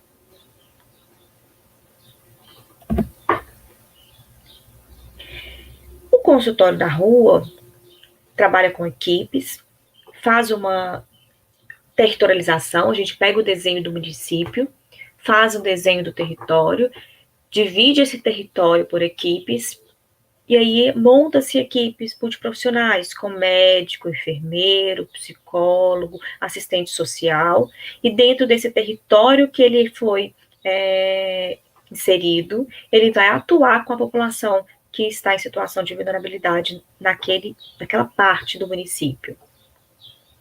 Vai desenvolver atividade em loco, de forma itinerante. Ele vai na rua e em locais em que essa população costuma se reunir. A gente vai fazer um desenho de Montes Claros, a gente vai fazer o mapeamento do território de Montes Claros. Nós vamos fazer um desenho e pesquisar onde nós temos essa população que fica em vulnerabilidade social. Se tem algum terreno baldio, alguma casa que pode ser usada como um apoio para essa população. E aí a gente vai fazer um mapeamento, fazer um mini cadastro, né, um cadastro dessas pessoas, para fazer acompanhamento dentro desse território. E aí a gente vai fazer ações integradas com unidades básicas de saúde. E, se necessário, a gente pode encaminhar elas para o centro de atenção psicossocial. Se a gente identificar, fazer um diagnóstico de algum sofrimento mental, a gente pode sim encaminhar para o CAPS. E a gente vai precisar muitas vezes de apoio, né, de redes de apoio, como o SAMU, serviços de urgência, emergência, os prontos atendimentos. E quando necessário, a gente utiliza a estratégia de saúde da família do território. O que a gente tem que entender é que a responsabilidade pela atenção à saúde da população em situação de rua é de todo e qualquer profissional do Sistema Único de Saúde. Se eu atuo no pronto-socorro público, eu tenho sim que atender, eu tenho sim que cuidar, eu tenho sim que acolher esse indivíduo, essa pessoa. Mesmo que eu não seja componente da equipe de consultório na rua. Eu posso ser médica da estratégia de saúde da família, do meu território lá, eu tenho lá a minha casa bonitinha, onde fico eu, o meu enfermeiro, o meu técnico de enfermagem, os agentes de saúde da família, e nossa equipe está lá inserida, e nós temos os nossos moradores no nosso território, nas suas casas, e nós vamos fazer atendimento para essas pessoas cadastradas. Mas, no meu território, numa rua, eu tenho uma família em situação de rua, e por ela não ter um vínculo de endereço, ela não tem cadastro, eu sou sim responsável por ela, por essa família. Ela está no meu território, né? Se eu tenho uma mamãe, um papai e os 3 filhos dessa família que estão em situação de rua, e essas 3 crianças estão resfriadas e precisam de um atendimento médico para avaliação, elas têm o direito de ir lá na minha estratégia de saúde da família e passar por consulta. Então, dessa forma, municípios ou áreas que não têm, né, a estratégia de consultório na rua, a atenção básica, a estratégia de saúde da família, ela tem sim que atuar nessa população. Tem que atender essa população. E o consultório na rua, ele é dividido em algumas modalidades. Modalidade 1, 2 e 3. E essa modalidade, ela é diversificada de acordo com os profissionais que estão inseridos nessa equipe. A modalidade 1, ela é formada minimamente por 4 profissionais, sendo que 2 destes têm que ser aqueles como o enfermeiro, ou psicólogo, assistente social, ou terapeuta ocupacional. E os outros profissionais que fazem parte da equipe são os agentes sociais, técnico auxiliar de enfermagem, técnico em saúde bucal, cirurgião dentista, um professor de educação física ou um profissional com formação em arte e educação. A modalidade 2 é ter minimamente 6 profissionais. 3 tem que ser ou enfermeiro, psicólogo, assistente social ou terapeuta ocupacional. Os demais profissionais, eles são os agentes sociais. O agente social é como o nosso agente comunitário de saúde. É aquele profissional, aquela pessoa que está em contato mais próximo com o nosso indivíduo com vulnerabilidade social. Então, eu posso ter um agente social, o técnico de enfermagem, o técnico em saúde bucal, um profissional, professor de educação física, ou cirurgião dentista. Já a modalidade 3 é parecido com a modalidade 2, né? Eu tenho que ter um enfermeiro, um assistente social, mas obrigatoriamente eu tenho que ter um profissional médico.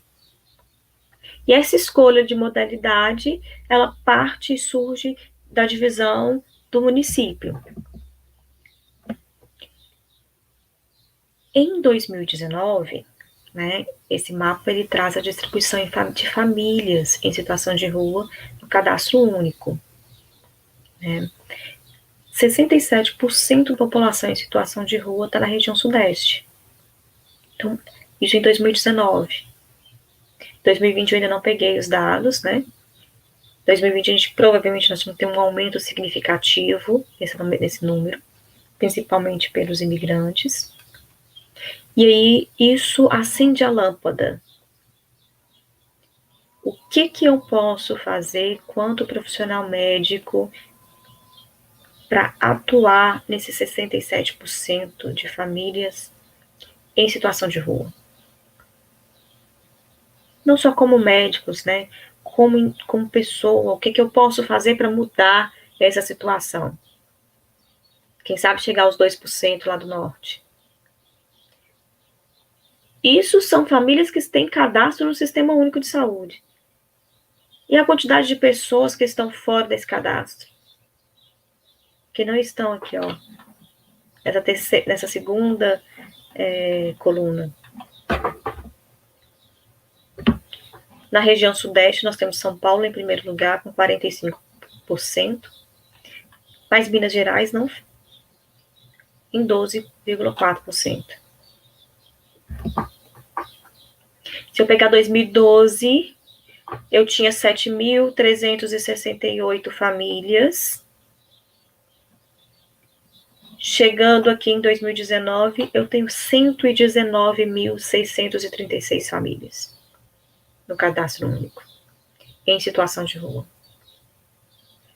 Em 7 anos, olha como que a realidade mudou. E se nós não começarmos a atuar com essa população, não só com atendimento médico, mas a inserção deles no mercado de trabalho, mudar a história de vida dessa população, como que vai ser daqui 7 anos? Nós vamos estar em mais de 200 mil famílias?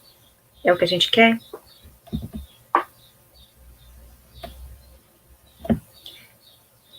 Em agosto de 2012, nós tínhamos 4.789 famílias em situação de rua que eram beneficiadas pelo Bolsa Família.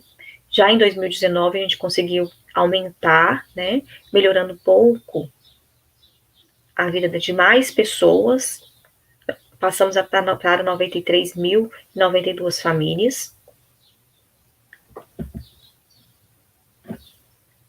E aí, hoje nosso foco é como profissional médico, mas eu queria que vocês levassem para a vida pessoal de vocês, para a família, né? O que nós podemos fazer quanto pessoa, quanto indivíduo, para melhorar e modificar a história de vida dessas pessoas. Como médico, seja no consultório na rua, seja lá no pronto-socorro, seja na atenção primária, seja no consultório particular, né, a gente pode oferecer acolhimento e atendimento. No consultório de rua, na rua, o processo de trabalho, né, ele é a porta de entrada dessa população no SUS. É a forma que a gente encontra de ampliar o acesso à saúde, buscando integralidade no cuidado desse indivíduo. E o objetivo parte de uma escuta qualificada, do acolhimento de demanda trazida pela pessoa. E a partir do momento que eu acolho a demanda dela, eu vou transferir, eu vou encaminhar dentro da nossa rede essa demanda. Se é uma demanda social em relação ao trabalho, eu posso encaminhar para o CRAS, eu posso pedir apoio para assistente social, eu posso pedir apoio para os nossos comerciantes locais. Se for uma demanda de saúde, de urgência e emergência, eu posso chamar apoio do SAMU para transporte. Eu tenho que ter o apoio do pronto-socorro municipal. Uma demanda de uma queixa odontológica, eu tenho que ter apoio do dentista do consultório da rua. A escuta qualificada é a porta de entrada. E as equipes, elas trabalham de forma identificadas, né? Elas têm crachá, de modo itinerante nos locais de permanência dessa população. Por isso que tem que conhecer o território. Eu não posso limitar o atendimento só com definição de espaço geográfico. Eu amplio isso, né? Eu passo de só conhecer as ruas, como conhecer as pessoas.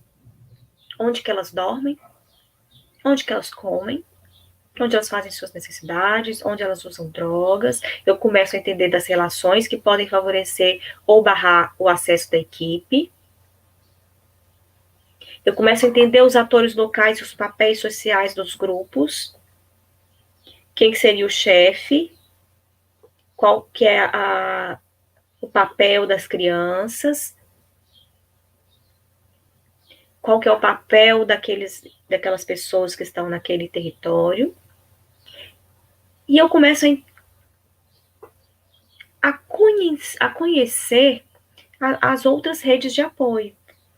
A parte de assistência social, que muitas vezes o médico nem sabe que existe no SUS, o médico não conhece o fluxo da assistente social, como que ele pode fazer para encaminhar essa pessoa, esse paciente, para conseguir alguma verba, algum emprego, retorno para o seu domicílio de origem. E com isso, no momento que eu acolho, no momento da minha consulta com essa pessoa, eu consigo entender a história dela, ver o que ela precisa realmente e fazer um encaminhamento adequado. Então, alguns passos que a gente tem que seguir. O acolhimento é admitir, é aceitar, escutar, dar crédito, atender e receber esse paciente. Essa atitude de inclusão em relação ao outro é parte da ação de estar com e estar perto de. Eu não quero sentar atrás de uma mesa e colocar meu paciente do outro lado dessa mesa, longe de mim, não. Eu quero estar perto dele. Então, sai aquela perspectiva de ter uma mesa nos separando. Eu sento numa cadeira de frente a ele e deixo ele falar e eu escutar. Eu não tenho que pensar que eu tenho 10, 15 minutos para atender ele, não. Se a demanda dele for de 1 hora, eu vou gastar 1 hora para ouvir ele.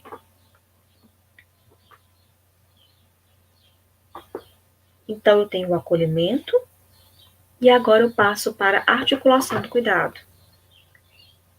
Eu acolhi, eu ouvi a demanda dele, agora eu vou promover a saúde.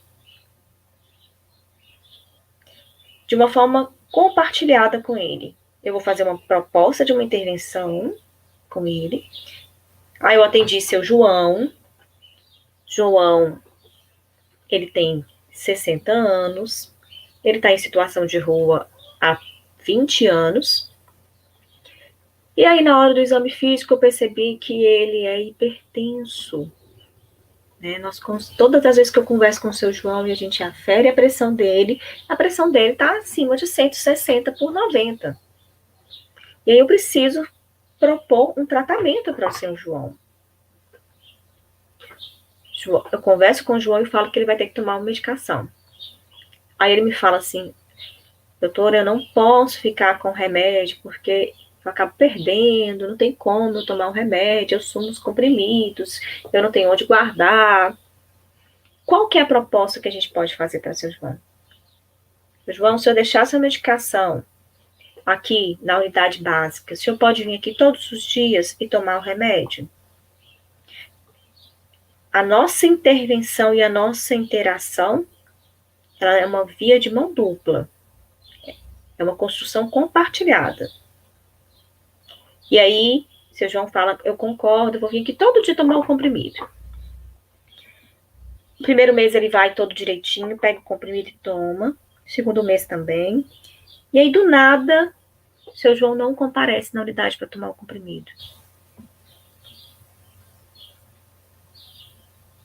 Consultório na rua, ele tem que ir buscar. Ele tem que procurar seu João.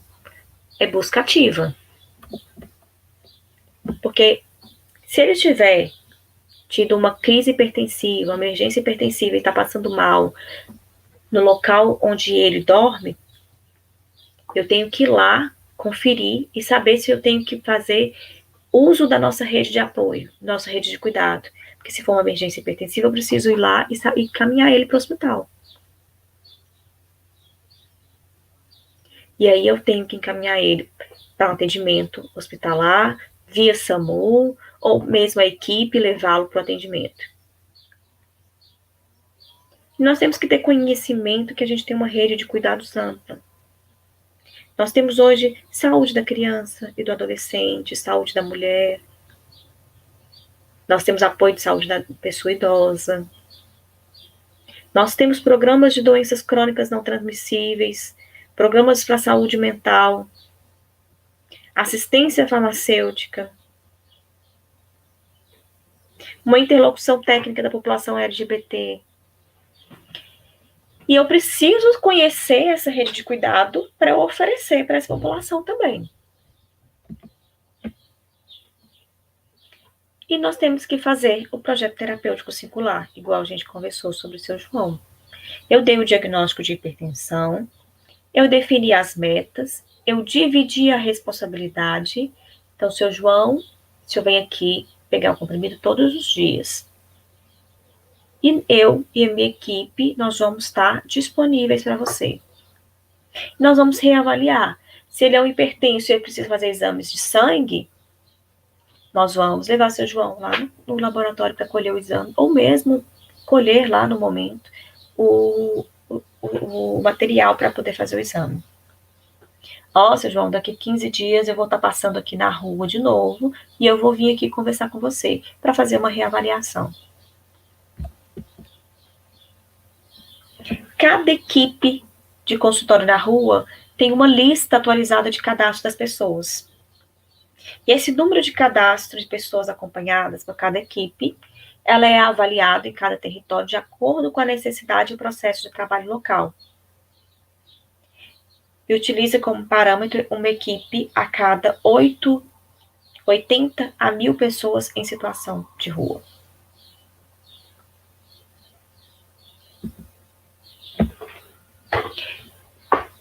Dessa forma, a inserção das equipes de saúde voltadas à população de rua no escopo das ações de atenção básica representa uma ampliação no sentido de efetivar os direitos à saúde dessa população.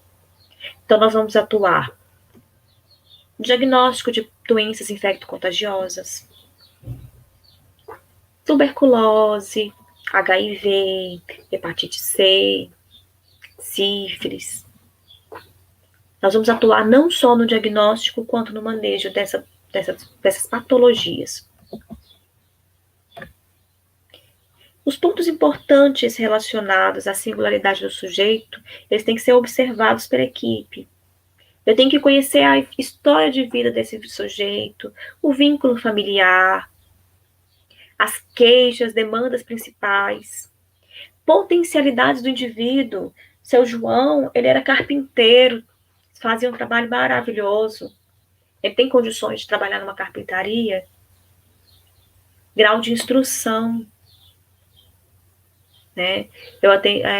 Eu posso ter atendido uma pessoa, um imigrante, que tem 3º grau, né? Fez faculdade, mas por um desastre ou uma mudança drástica na situação dele do país de origem, ele veio para o Brasil. E ele tem um grau de instrução. E se ele tiver esse grau de instrução e uma profissão, é uma potencialidade para eu poder inserir ele no mercado de trabalho aqui. Tempo em situação de rua, uso de álcool e outras drogas, condições de saúde, uso de medicações, forma de geração de renda e riscos e as suas vulnerabilidades. Quando eu consigo captar esses pontos, eu consigo desenvolver um plano terapêutico não só para a doença. É um plano terapêutico de intervenção para a mudança de vida desse indivíduo.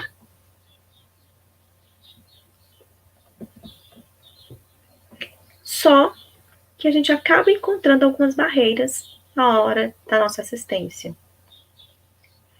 Muitas vezes os hospitais exigem acompanhante para a pessoa em situação de rua ser atendida. As unidades básicas de saúde tradicionais não fazem a descrição dos moradores de rua. Eu trabalho numa unidade básica de saúde. E na minha unidade, eu tenho certeza que não tem a descrição de morador de rua. Isso é um erro. Nós temos que, sim, que colocar esses indivíduos que estão em situação de rua alocados na nossa unidade. O SAMU, por considerar um problema social, muitas vezes tem dificuldade em atender pacientes que julgam ser em situação de rua. O horário de consultas, às vezes, são incompatíveis com o horário de sobrevivência na rua. Os profissionais de saúde estão alheios à realidade, prescrevem medicamentos que não estão na rede e caros. Falta de vaga suficiente em psiquiatria nos hospitais gerais. Dificuldade na dispensação de medicamentos para quem não pode absolutamente comprá-los. Eu preciso de um cadastro para poder conseguir a minha medicação. Eu não posso fazer meu cadastro porque eu não tenho meu documento pessoal. E aí? Nós temos que começar a criar estratégias para essas pessoas conseguirem acesso. Serviços que deem suporte aos usuários de álcool e drogas em quantidade suficiente. Falta de habilidade para o profissional trabalhar com essa população. Local adequado para restabelecimento após alta hospitalar. Muitas vezes a pessoa em situação de rua precisou ser encaminhada para o hospital, ela conseguiu a vaga, ela ficou internada, e ela vai sair. E aí? Ela vai voltar para a rua? No momento crítico de restabelecimento?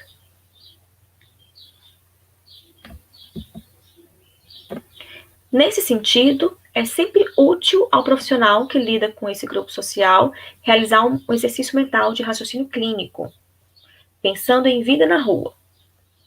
Então, vamos lá.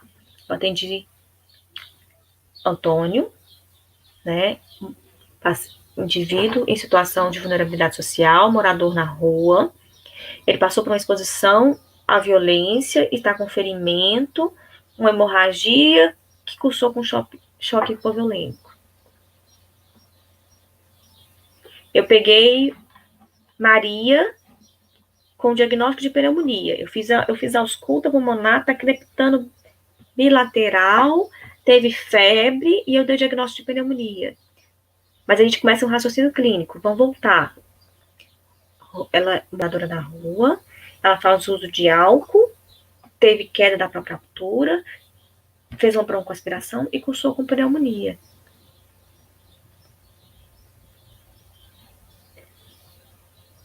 Paciente, o indivíduo em situação de vulnerabilidade, não faz ingestão hídrica correta, levou a nefrotíase, está queixando dor lombar. Então, muitas vezes o paciente chega para a gente com a situação de urgência do choque ou uma situação de atendimento com um diagnóstico de pneumonia ou um diagnóstico de dor lombar. Nós temos que começar a desenvolver o nosso raciocínio clínico para pensar e colocar esse indivíduo na situação em que ele vive.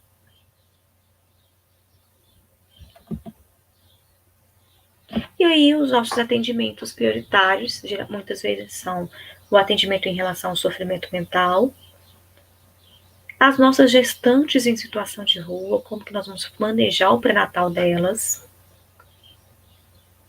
patologias pulmonares, por exemplo, a tuberculose, que é muito frequente, doenças sexualmente transmissíveis, como HIV, hepatite C, sífilis, doenças de peles, como úlceras, problemas ortopédicos decorrentes de violência e atropelamento, e as doenças crônicas, diabetes, hipertensão, que devem ser manejadas pelo consultório na rua e pela atenção primária. Trabalhar nessa perspectiva, então, impõe ao profissional o desafio de sair do seu campo de especificidade técnica e modelo prescritivo do cuidado. Exige composição com outros saberes e uma invenção de práticas que façam sentido para cada pessoa ou grupo que a equipe atende, que a equipe pretende cuidar. O que eu tinha para falar hoje um pouquinho sobre a população em vulnerabilidade social. Era isso. Eu estou aberta a perguntas. Caso vocês tenham alguma pergunta, que eu estou aqui para responder. Obrigada, meninos.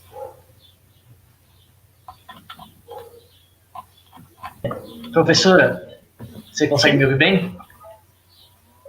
Surgiu a seguinte dúvida. Como nós, como futuros profissionais da saúde, podemos atuar melhor na política de redução de danos na população em situação de rua? No sentido de como deixar claro que essa abstinência não é uma condição para acesso à saúde, mas ao mesmo tempo estimular que essa pessoa diminua ou então se prive desse uso de drogas. Hoje a gente trabalha com redução de danos, tá? Se meu paciente lá, ele consegue ficar 3 dias sem usar drogas, ótimo. Né? Se eu consigo acolher ele e conversar com ele, falar assim, olha, eu preciso, vamos fazer um acordo? Durante a semana você não vai usar? Hoje a gente trabalha assim, com redução de danos, né? Da mesma forma que o CAPS AD, com o CAPS TM trabalha muitas vezes com redução de danos.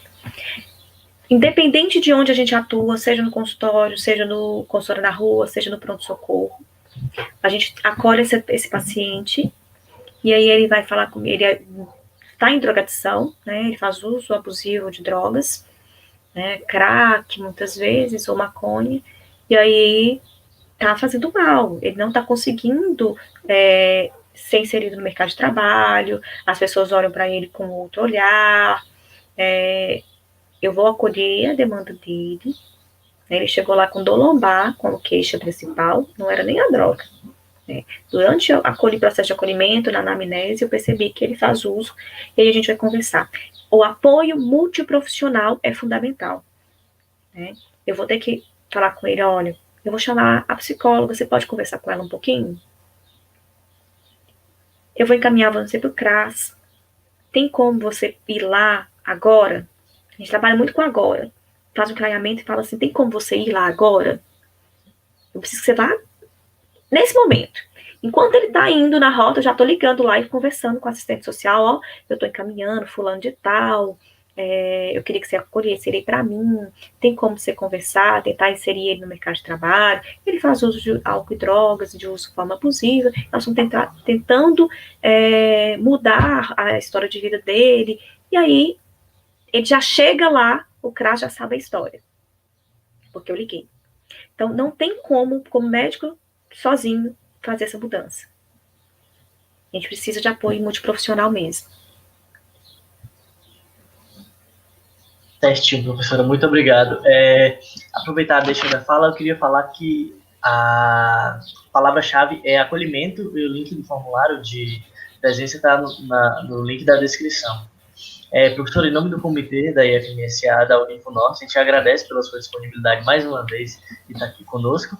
E é isso. Um abraço e bom Vocês também, pessoal. Tchau. Eu queria aproveitar, deixa também, e reforçar a questão das doações, que em alguns dias a gente vai estar divulgando maiores informações no Instagram da EF.